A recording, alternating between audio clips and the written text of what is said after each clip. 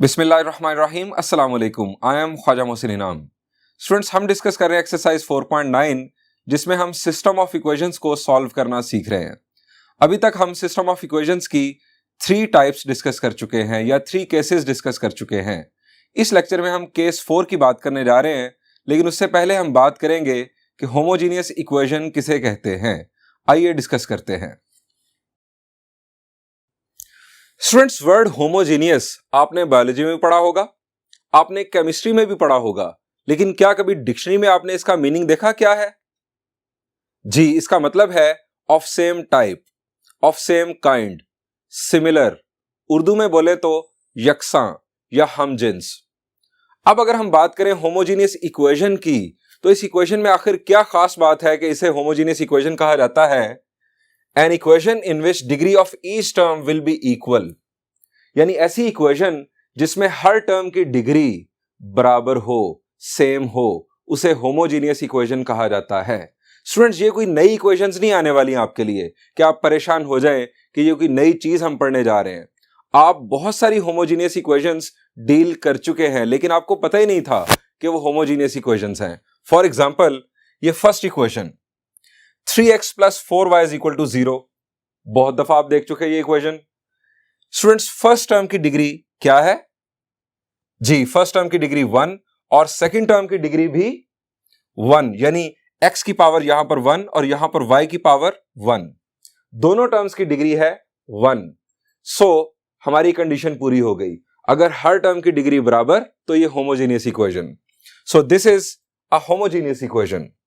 अब यहां पर आ जाए, यहां पर ये 3 टर्म्स हैं, हर टर्म की डिग्री आपको 1 नजर आ रही है, ये भी एक होमोजीनियस इक्वेशन है।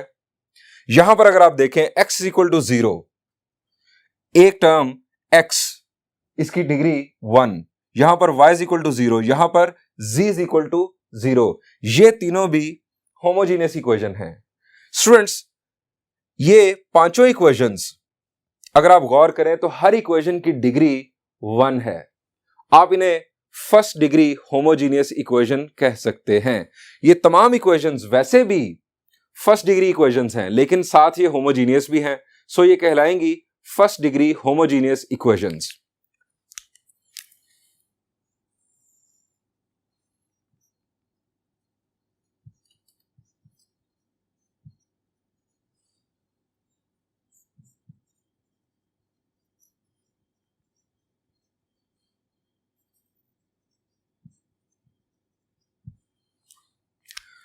आप फर्स्ट डिग्री होमोजीनियस इक्वेशन की डेफिनेशन ये भी कर सकते हैं, an equation in which degree of each term will be 1, first degree homogeneous equation.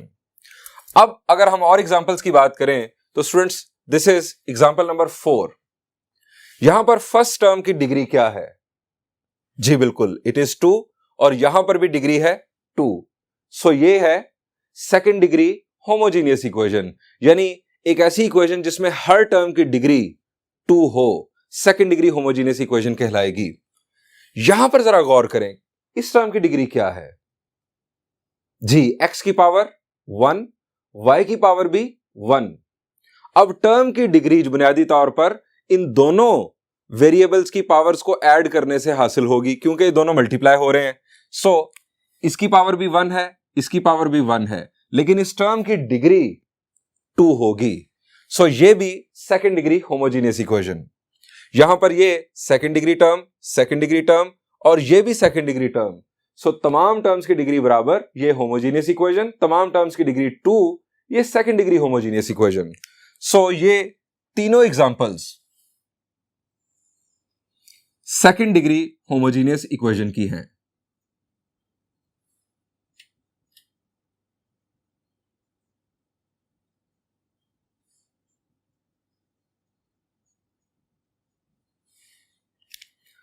Students, इसकी डेफिनेशन हम कर सकते हैं, an equation in which degree of each term will be 2 will be called second degree homogeneous equation. अब अगर इस बात को जनरलाइज कर लें nth डिग्री होमोजीनियस इक्वेशन के लिए, यानी किसी भी डिग्री के लिए, तो हम कहेंगे an equation in which degree of each term will be n, तो वो होगी nth डिग्री होमोजीनियस इक्वेशन। यानी थर्ड डिग्री भी हो सकती है, फोर्थ डिग्री हो सकती है, and so on so fourth. Students, जब तक हम काउंटर एग्जाम्पल ना देखें उस वक्त तक बात सही समझ नहीं आती। आपने अभी सिर्फ देखी है एग्जाम्पल्स होमोजेनियस इक्वेशन की। काउंटर एग्जाम्पल्स भी देखते हैं कि कौन सी इक्वेशंस हैं जो होमोजेनियस नहीं हैं। अच्छा, यहां पर एक और बात बता दूं, यहां पर बायोलॉजी को फॉलो करते हुए इन्हें हेट्रोजीनियस ना कह दीजिएगा। यहां पर मैथ्स में हेट्रोजीनियस का वर्ड नहीं है। First equation 5x - 2y = 4। पहली बात, यहां पर नंबर ऑफ टर्म्स कितनी है? The answer is 3। 1, 2 और 3। इस टर्म की डिग्री 1, इस टर्म की डिग्री 1 और इस टर्म की डिग्री क्या है? जी, यहां पर वेरिएबल की पावर क्या होगी? जी, हम इसके साथ x⁻0, y⁻0, z⁻0 कुछ भी लिख सकते हैं। सो यहां पर डिग्री 1 है, यहां पर डिग्री 1 है, यहां पर डिग्री 0 है। तमाम टर्म्स की डिग्री बराबर नहीं है। ये वैसे अगर कहें तो ये फर्स्ट डिग्री इक्वेशन है। जी, ये फर्स्ट डिग्री इक्वेशन है। हाईएस्ट पावर इसमें जो वेरिएबल की है वो है 1। ये फर्स्ट डिग्री इक्वेशन है, लेकिन ये होमोजीनियस इक्वेशन नहीं है। यहां पर स्टूडेंट्स देखें, 3 वेरिएबल्स, 3 टर्म्स ये हैं और एक टर्म ये है। ये तीनों टर्म्स फर्स्ट डिग्री टर्म्स हैं, लेकिन ये 0 डिग्री टर्म है। सो अगेन ये होमोजीनियस इक्वेशन नहीं है। मैं अगर आपसे पूछूं कि इस इक्वेशन की डिग्री क्या है, तो ये भी फर्स्ट डिग्री इक्वेशन है। ये भी फर्स्ट डिग्री इक्वेशन। यहां पर हमने देखा था x = 0, y = 0, z = 0, लेकिन यहां पर हमारे पास कांस्टेंट आ गया, x = 5, y = 7।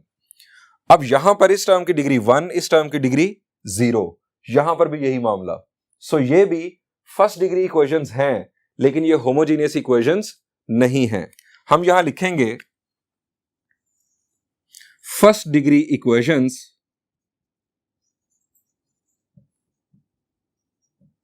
But not homogeneous.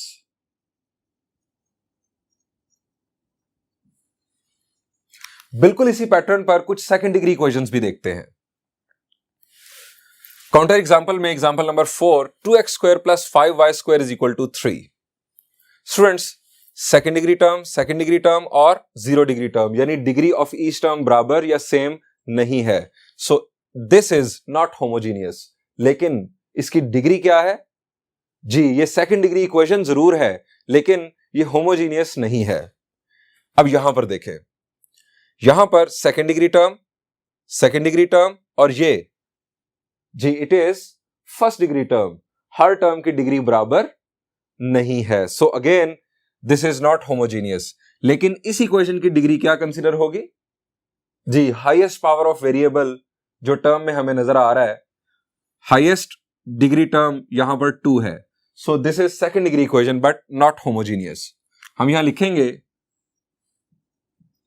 Second degree equations but not homogeneous.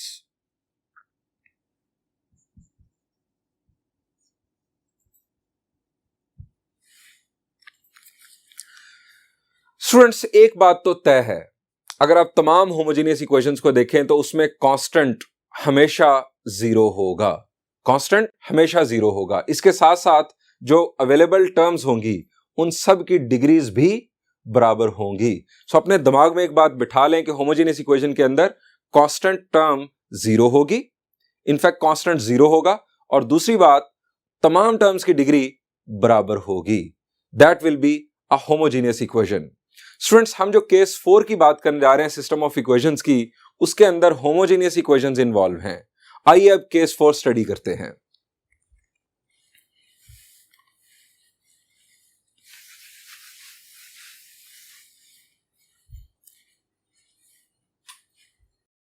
Students, system of equations का केस 4। यहां पर एक दफा मैं आपको फिर बता दूं कि बुक में 2 केसेस लिखे गए हैं। केस 1 के अंदर फर्दर 2 केसेस हैं और केस 2 के अंदर फर्दर 3 केसेस हैं, यानी वहां पर भी 5 केसेस हैं। मैंने उन्हें अलग-अलग नंबरिंग दे दी है। केस 4 देख रहे हैं हम, both equations are of second degree and one और both will be homogeneous.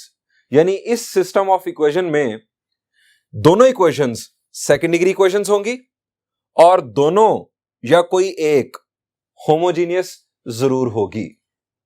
Examples, problem number 4 of exercise 4.9, अगर आप देखें तो दोनों इक्वेशंस सेकंड डिग्री इक्वेशंस हैं, पहली बात। दूसरी बात, यहां पर आप गौर करें कि क्या कोई होमोजीनियस इक्वेशन है। फर्स्ट इक्वेशन डिग्री 2, इस टर्म की डिग्री, जी यहां पर वेरिएबल की पावर 1, यहां पर वेरिएबल की पावर 1, टर्म की डिग्री, दोनों वेरिएबल्स की पावर्स ऐड होंगी क्योंकि दोनों वेरिएबल्स मल्टीप्लाई हो रहे हैं। सो इस टर्म की डिग्री भी 2, इस टर्म की डिग्री भी 2, तमाम टर्म्स की डिग्री बराबर और 2, so it is second degree homogeneous equation. यहां पर अगर हम देखें तो ये सेकेंड डिग्री टर्म और ये 0 degree term, so this is not homogeneous. और हमें दोनों में से कोई एक ही कहा गया है, कोई एक भी अगर हो जाए होमोजीनियस तो ये केस 4 ही कंसीडर होगा। हां, दोनों भी हो जाती कोई बात नहीं थी, लेकिन यहां पर फर्स्ट जो इक्वेशन है this is second degree homogeneous equation. Problem number 5 of exercise 4.9, second degree term और second degree homogeneous equation. Second degree term 0 degree term, ये इक्वेशन सेकेंड डिग्री जरूर है लेकिन ये होमोजीनियस इक्वेशन नहीं है। सो दोनों में से एक होमोजीनियस इक्वेशन है।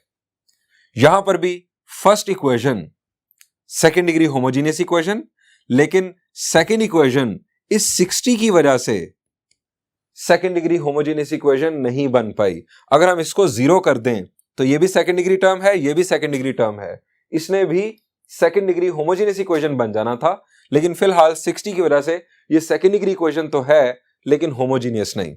लेकिन हमारी कंडीशन पूरी हो रही है कि दोनों इक्वेशन सेकेंड डिग्री और दोनों में से कोई एक होमोजीनियस होनी चाहिए।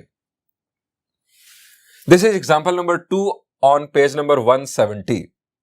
स्टूडेंट्स, फर्स्ट इक्वेशन की डिग्री क्या है? पहली बात जी, हाईएस्ट डिग्री टर्म यहां पर 2 है, सो इसकी डिग्री तो 2 है। क्या ये होमोजीनियस है? इसकी डिग्री 2, इसकी डिग्री भी 2, इसकी डिग्री जी, इस टर्म की डिग्री है 1, सो डिग्रीज बराबर नहीं है। इस टर्म की डिग्री 0 है, डिग्रीज बराबर नहीं है, सो ये सेकेंड डिग्री इक्वेशन तो है लेकिन ये होमोजीनियस इक्वेशन नहीं है। दूसरी इक्वेशन पर आ जाए, ये सेकेंड डिग्री होमोजीनियस इक्वेशन, सो हमारी कंडीशन पूरी हो गई। अब सवाल यह है कि केस 4 सॉल्व करने के लिए हम क्या करेंगे, हमारा लाइन ऑफ एक्शन क्या होगा। स्टूडेंट्स, अगर आप किसी भी होमोजीनियस इक्वेशन पर गौर करें, जैसे मेरे सामने अभी यही है, तो अगर आप इस पर गौर करें तो इसके फैक्टर्स बनाए जा सकते हैं मिडिल टर्म ब्रेक करके। जरा गौर कीजिए, प्रोडक्ट हमें मिल रहा है 2, मैं कोएफिशिएंट्स की बात कर रहा हूं, प्रोडक्ट हमें मिल रहा है 2, सम या डिफरेंस करने से -3 मिलना चाहिए, मिडिल टर्म ब्रेक करनी है, क्या होगा जी? इट विल बी -2 -1, प्रोडक्ट 2 होगा लेकिन इन दोनों का सम -2 और -1 का जो सम होगा वो -3 होगा। मिडिल टर्म ब्रेक हो गई तो इसका मतलब है इसके 2 फैक्टर्स बन जाएंगे और वो दोनों फैक्टर्स लीनियर होंगे। उन दोनों फैक्टर्स को जब हम इक्वल टू 0 लेंगे तो लीनियर इक्वेशंस बनेंगी। अब 2 लीनियर इक्वेशंस बन जाएंगी और एक इक्वेशन हमारे पास ये मौजूद है जो कि नॉन होमोजीनियस है। यहां से मिलने वाली 2 लीनियर इक्वेशंस को हम इस नॉन होमोजीनियस इक्वेशन के साथ जब मिलाएंगे तो ये बुनियादी तौर पर आप अगर रिकॉल करें तो ये हमारा एक और केस बनेगा जिसमें एक लीनियर इक्वेशन थी और एक सेकेंड डिग्री इक्वेशन थी। जी आप याद करें, शाबाश जी, इट वाज केस 1 एक्सरसाइज 4.8 में हमने डिस्कस किया। Case 1 of system of equations, एक लीनियर इक्वेशन और दूसरी सेकेंड डिग्री इक्वेशन। हमारे पास यहां पर उस टाइप के 2 प्रॉब्लम्स बन जाएंगे क्योंकि हमारे पास 2 लीनियर इक्वेशंस आई हैं। एक लीनियर इक्वेशन को इसके साथ मिलाएंगे, एक प्रॉब्लम, और दूसरी लीनियर इक्वेशन को इसके साथ मिलाएंगे, दूसरा प्रॉब्लम। यानी इस एक प्रॉब्लम के अंदर 2 प्रॉब्लम्स केस 1 के बन जाएंगे। हम उन दोनों को सॉल्व करके सिस्टम ऑफ इक्वेशंस का सॉल्यूशन फाइंड आउट कर लेंगे। यानी हमारा जो लाइन ऑफ एक्शन बन रहा है वो ये है कि factorize the homogeneous equation to get 2 linear equations then it will become case 1। अब मैं आपको यहां पर यह भी बता दूं कि हर प्रॉब्लम के अंदर जो होमोजीनियस इक्वेशन है उसकी मिडिल टर्म ब्रेक हो जाएगी। यहां पर भी आप अगर गौर करेंगे तो इसकी मिडिल टर्म ब्रेक हो जाएगी, और इवन यहां पर भी। यानी हमारे कोर्स के अंदर यही 4 प्रॉब्लम्स हैं इस केस से रिलेटेड। सो हर एक में होमोजीनियस इक्वेशन फैक्टराइज होने जा रही है, जिससे हमें 2 लीनियर इक्वेशंस मिल जाएंगी। सो लाइन ऑफ एक्शन लिखते हैं।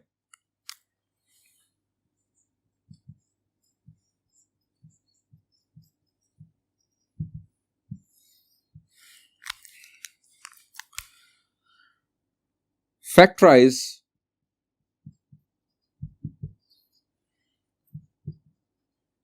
the homogeneous equation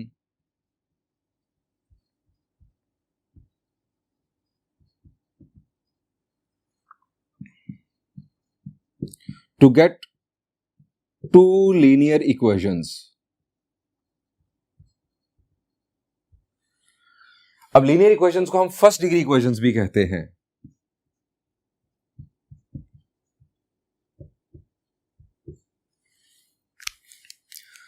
Then it will become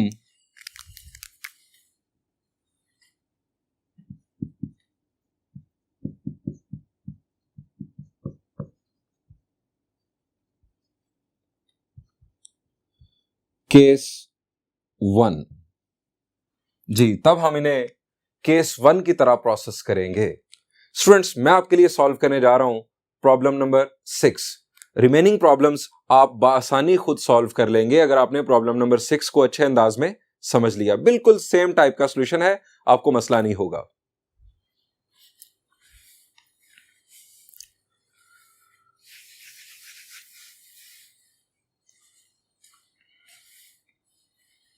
students, problem number 6 of exercise 4.9।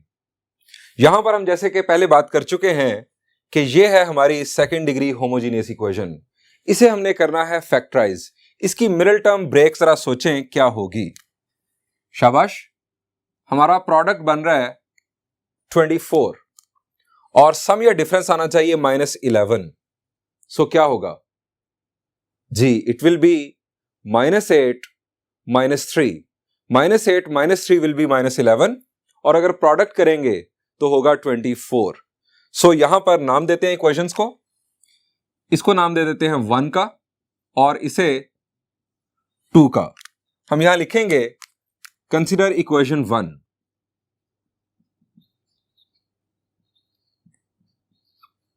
Equation 1 में 12x² minus 8xy minus 3xy plus 2y² is equal to 0। हमने मिडिल टर्म ब्रेक कर दी। अब यहां पर देखें कॉमन क्या बन रहा है। शाबाश जी, यहां पर कॉमन 12 और 8 के हिसाब से 4, और यहां पर भी x, यहां पर भी x, सो 4x। यहां पर आ जाएगा 3x माइनस 4 2 जार 8, x फारिग और y। यहां पर कॉमन जी, यहां पर कॉमन आ रहा है -y। अब y कॉमन तो ये आ गया 3x। अब माइनस की वजह से यहां पर -2y इज इक्वल टू 0। अब हमें यहां से 2 लीनियर फैक्टर्स मिल रहे हैं। एक लीनियर फैक्टर आ गया 4x माइनस y और दूसरा 3x minus 2y। Students, 2 factors का प्रोडक्ट इक्वल टू 0 हो, दोनों में वेरिएबल मौजूद हो, आप पर फर्ज होगा कि आप दोनों को अलग-अलग इक्वल टू 0 लें। हां, अगर कोई नॉन जीरो फैक्टर हो, नॉन जीरो फैक्टर या ऐसा फैक्टर जिसमें वेरिएबल मौजूद ना हो, इनफैक्ट ये कहना चाहिए कि वेरिएबल मौजूद ना हो, तो फिर आप उसे इक्वल टू 0 नहीं ले सकते। जैसे अगर यहां पर 5 लिखा हो फर्ज करें, तो ये 3 फैक्टर्स बन जाएंगे, 5 4x minus y 3x minus 2y। तो इन 2 फैक्टर्स का प्रोडक्ट इक्वल टू 0 कंसीडर होगा, क्योंकि 5 तो 0 है नहीं। हम इन दोनों को अलग-अलग इक्वल टू 0 लेंगे कि इन दोनों में से कोई एक 0 है।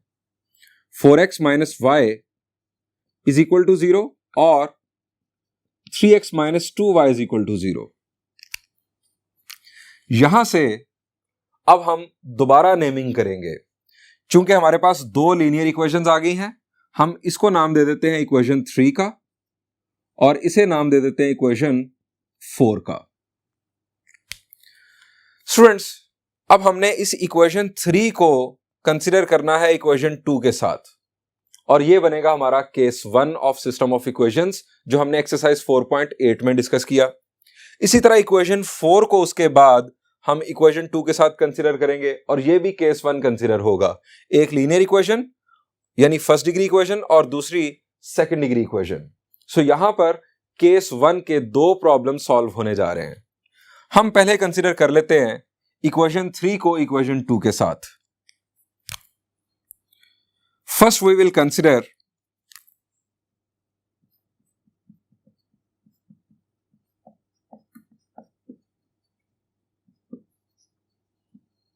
Equation 3 and equation 2।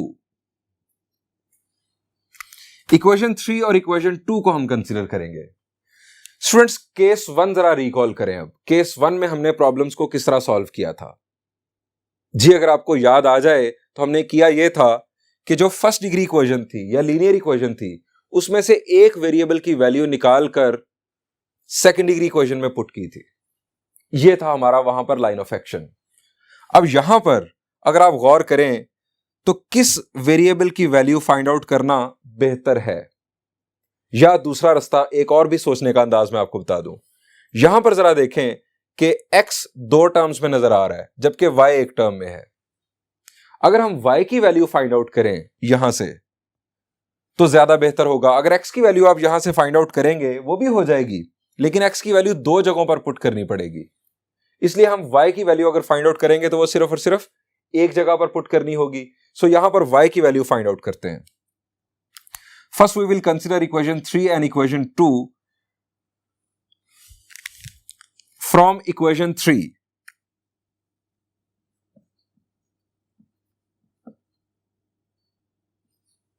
y की वैल्यू आ गई 4x। यहां पर इस पॉइंट को नंबर दे दें 1 का। हम अभी ये कंसीडर करें इक्वेशन 3 एंड इक्वेशन 2 और उसके बाद हम कंसीडर करेंगे इक्वेशन 4 एंड इक्वेशन 2 और उसको नंबर देंगे 2 का। From equation 3 y is equal to 4x, put in equation 2।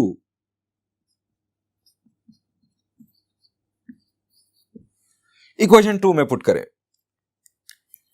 Equation 2 है ये हमारे पास 2x square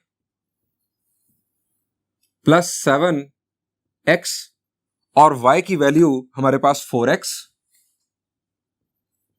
is equal to 60। Further simplification, it is 2x square plus 7 4s are 28, 28x square. अब 28x square plus 2x square will be 30x square is equal to 60। अब यहां पर further simplification आप जान चुके हैं, 30 डिवाइड करेगा 60 को, x square will be equal to 2 और x की वैल्यूज जी स्क्वायर रूट अप्लाई करेंगे तो plus minus square root of 2, plus minus square root of 2। ये स्टूडेंट्स हमारे पास दो वैल्यूज आ गई, x की दो वैल्यूज आ गई और हम कंसीडर कर रहे हैं इक्वेशन 3 और इक्वेशन 2 को। स्टूडेंट्स, x की इन दो वैल्यूज की बुनियाद पर हम y की वैल्यूज फाइंड आउट करेंगे और y की वैल्यूज फाइंड आउट करने के लिए हम इक्वेशन 3 की ये जो शक्ल है इसको यूज करेंगे। इसे आप नाम दे लें, अभी तक हम नाम दे चुके हैं, और इसे आप नाम दे दें 5 का। कीप इन माइंड, हमने इसी फर्स्ट पॉइंट के अंदर अंदर रहते हुए ये सॉल्यूशन कंप्लीट करना है इन दो केसेस को, इन दो इक्वेशंस को कंसीडर करते हुए। हम ये लिखेंगे, फर्स्ट पॉइंट आप लिख दें, put x is equal to square root of 2 in equation 5। ये equation 5, y is equal to 4 और x की value positive square root of 2, ये x की वैल्यू। स्टूडेंट्स, ये हमारे पास डायरेक्टली y की वैल्यू आ चुकी। हम यहां लिखेंगे सॉल्यूशन सॉल्यूशन हमने लिखना होता है ऑर्डर्ड पेयर की फॉर्म में। ये हमारा पहला सॉल्यूशन आ गया, x की वैल्यू स्क्वायर रूट ऑफ 2 और y की वैल्यू 4 स्क्वायर रूट ऑफ 2। ये हमारा एक सॉल्यूशन आ गया। अब दूसरी वैल्यू कंसीडर करेंगे। Put x equal to minus square root of 2 in equation 5, y is equal to 4। अब माइनस स्क्वायर रूट ऑफ 2, अब यहां गलती ये ना कीजिएगा कि अब यहां माइनस लिख के स्क्वायर रूट ऑफ 2 लिख दें। ये 4 जो है वो x के साथ मल्टीप्लाई हो रहा है, सो आप यहां ब्रैकेट यूज कर लें क्योंकि माइनस का मसला पैदा ना हो। ये हमारे पास y की वैल्यू आ जाएगी माइनस 4 स्क्वायर रूट ऑफ 2। ये हमारे पास आ गई दूसरी y की वैल्यू, दूसरी x की वैल्यू की बुनियाद पर। सॉल्यूशन इज, सॉल्यूशन हम लिखेंगे x की value minus square root of 2 और y की value minus 4 square root of 2। Students, इन सॉल्यूशंस को याद रखिएगा, हमने आखिर पर इन्हें सॉल्यूशन सेट में शामिल करना है। अब हम नंबर देंगे 2 और हम कंसीडर करेंगे इक्वेशन 4 को इक्वेशन 2 के साथ।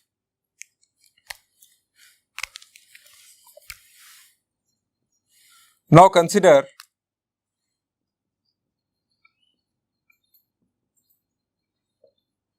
Equation 4 and equation 2। अब ये इक्वेशन स्टूडेंट्स बहुत पीछे रह गई हैं। मैं दोबारा आपके सामने ये इक्वेशंस लिखूंगा ताकि आपको अच्छी अंदाज में समझ आ जाए। 3x minus 2y is equal to 0, 3x minus 2y is equal to 0। और इक्वेशन 2 थी हमारे पास 2x square plus 7xy is equal to 60। 2x square plus 7xy is equal to 60। ये हमारे पास थी इक्वेशन 2। स्टूडेंट्स, अगेन इसको भी हमने कंसीडर करना है केस 1 की तरह। ये लीनियर इक्वेशन, ये सेकंड डिग्री इक्वेशन, हम यहां से y की वैल्यू फाइंड आउट करेंगे और उसे यहां पर पुट करेंगे। वही नंबरिंग मैं दोबारा दे रहा हूं, यानी ये हमारे पास थी इक्वेशन 4 और ये इक्वेशन 2, चूंकि दोबारा मैंने इन्हें रिकोड किया है। फ्रॉम इक्वेशन 4, इक्वेशन 4 से स्टूडेंट्स y की वैल्यू क्या बनेगी? शाबाश जी, मैं स्टेप स्किप कर रहा हूं, आपको जानना चाह रहा हूं जी। y की वैल्यू अगर आप इसे उठा के उस तरफ ले जाएं तो ये बन जाएगा 2y और y की वैल्यू 2 दूसरी तरफ जाकर डिवाइड करेगा, यानी ये बन जाएगा 3x बाय 2। ये आ गई हमारे पास y की वैल्यू। अब इसको नाम दे दें 6 का। जब x की वैल्यूज मिलेंगी हम यहां पर पुट करके y की वैल्यूज निकालेंगे। ये वैल्यू पुट कर दें इक्वेशन 2 में। पुट इन इक्वेशन 2, जहां जहां y है वहां पर 3x बाय 2 पुट करते हैं। 2x square plus 7x, y की value 3x by 2 is equal to 60। इसे सिंप्लीफाई कर लेते हैं। It will be 2x square plus 7 3s are 21. 21x square by 2 is equal to 60. जी, अब क्या करें जी? हमारे पास दो रास्ते, लेफ्ट साइड पर आप एलसीएम ले लें या आप पूरी इक्वेशन को 2 से मल्टीप्लाई कर दें, या तीसरा रास्ता भी आपको बताता हूं, ये 2 मल्टीप्लाई कर दे इसके साथ। 2 2s are 4x square, 4x square add होगा 21x स्क्वायर में, it will be 25x square. 2 2s are 4x square plus 21x square will be 25x square divided by 2 is equal to 60। Students, अब ये 2 दूसरी तरफ multiply होगा और 25 then उसे divide करेगा। x square is equal to 120, 2 60s are 120 divided by 25। और यहां पर हमें सिंप्लीफिकेशन परफॉर्म करनी है। 5 के साथ सिंप्लीफिकेशन हो जाएगी। It will B 5 5s are and it will B 5 2s are 10 and further 2 यहां पर 5 4s are 20। सो 24/5 हमारे पास यहां पर एक्स स्क्वायर की वैल्यू, और एक्स की वैल्यू अब हमें चाहिए। तो स्टूडेंट्स एक्स की वैल्यू स्क्वायर रूट अप्लाई करना है तो प्लस माइनस आएगा। अब 24 का स्क्वायर रूट, जी डेसिमल में नहीं जाना, इसके फैक्टर जरा सोच लें 24 के। जी 6 इंटू 4। अब 6 इंटू 4 क्या होगा? जी 4 जो है आजाद हो जाएगा, यानी ये आ जाएगा 2 स्क्वायर रूट ऑफ 6, और 5 के ऊपर भी स्क्वायर रूट मौजूद रहेगा। सो हम लिखेंगे इसे इस तरह से। दोबारा से देख लें, 24 के फैक्टर्स 6 इंटू 4, 6 4 जार 24। अब 4 का स्क्वायर रूट आ गया 2, तो 6 स्क्वायर रूट के अंदर ही रहेगा, 5 के ऊपर भी स्क्वायर रूट मौजूद। ये हमारे पास आ गई एक्स की दो वैल्यूज। अब हम दोबारा यहां पर भी केसेस बनाएंगे दो, और ये एक्स की वैल्यूज हम पुट करेंगे इक्वेशन 6 में। Put x is equal to 2 square root of 6/5 in equation 6, यहां पर पुट करेंगे। y is equal to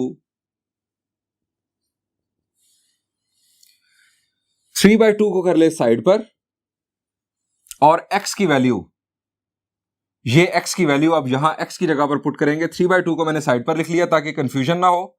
x की वैल्यू है 2 स्क्वायर रूट ऑफ 6/5। यहां पर ये 2 और 2 कैंसिल, हमारे पास वैल्यू आ रही है स्टूडेंट्स y की, y is equal to 3 square root of 6/5। ये 3 और स्क्वायर रूट ऑफ 6/5, ये हमारे पास आ गई वैल्यू y की। हम यहां लिखेंगे सॉल्यूशन इज x की ये वैल्यू, इसके साथ हम मिलाएंगे ये y की वैल्यू 2, और ये y की वैल्यू 3 स्क्वायर रूट ऑफ 6/5। अब स्टूडेंट्स हम यहां नंबर देंगे 2। x की इस दफा negative value, put x equal to -2 square root of 6/5 in equation 6। ये हमारी इक्वेशन 6। अगेन वही काम करेंगे, y is equal to 3/2 side पर कर ले, और x की वैल्यू -2 स्क्वायर रूट ऑफ 6/5। अब यहां पर भी स्टूडेंट्स 2 और 2 कैंसिल, y की वैल्यू आ गई -3 स्क्वायर रूट ऑफ 6/5। स्टूडेंट्स यहां से सॉल्यूशन क्या हुआ? ये x की वैल्यू और ये y की value. Solution is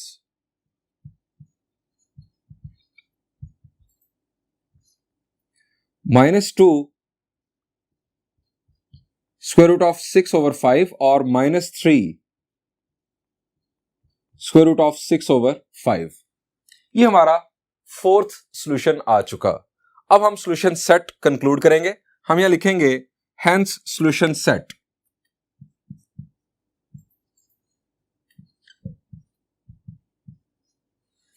solution set में स्टूडेंट्स फर्स्ट ऑर्डर्ड पेयर हमें यहां पर मिला था, square root of 2 4 square root of 2, और इसके साथ ही नेगेटिव में माइनस स्क्वायर रूट ऑफ 2 और -4 स्क्वायर रूट ऑफ 2। ये हमें दो सॉल्यूशन वहां मिले, और फिर फर्दर हमें दो सॉल्यूशंस ये मिले, पहले पॉजिटिव दोनों और फिर दोनों नेगेटिव 2, और फिर इसके साथ 3 स्क्वायर रूट ऑफ 6/5 साथ, और इसके बाद नेगेटिव में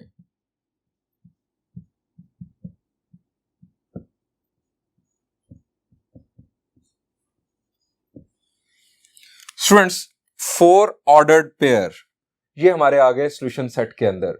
इसका मतलब ये है कि अगर आप, जो मैंने आपको वेबसाइट बताई थी डेस्मोस, उसके ग्राफ प्लॉटर पर जाकर इन दोनों इक्वेशंस को प्लॉट करेंगे, इनका ग्राफ देखेंगे, तो इनका ग्राफ कितने पॉइंट्स पर इंटरसेक्ट कर रहा होगा? 4 ऑर्डर्ड पेयर्स हैं, 4 पॉइंट्स पर। जिन जिन पॉइंट्स पर वो इंटरसेक्ट कर रहा होगा, यानी वो उनके ग्राफ्स इंटरसेक्ट कर रहे होंगे, उन पॉइंट्स के कोऑर्डिनेट्स हैं ये इनफैक्ट। सो ये जो प्रैक्टिस है इन प्रॉब्लम्स को ग्राफिकली विजुअलाइज करने की, ये जारी रखिएगा, आपके कॉन्सेप्ट्स बड़े अच्छे अंदाज में क्लियर होंगे। अब रिमेनिंग प्रॉब्लम्स जो मैंने आपको बताए वो आप खुद सॉल्व कीजिएगा केस 4 से relevant. Thank you and Allah Hafiz.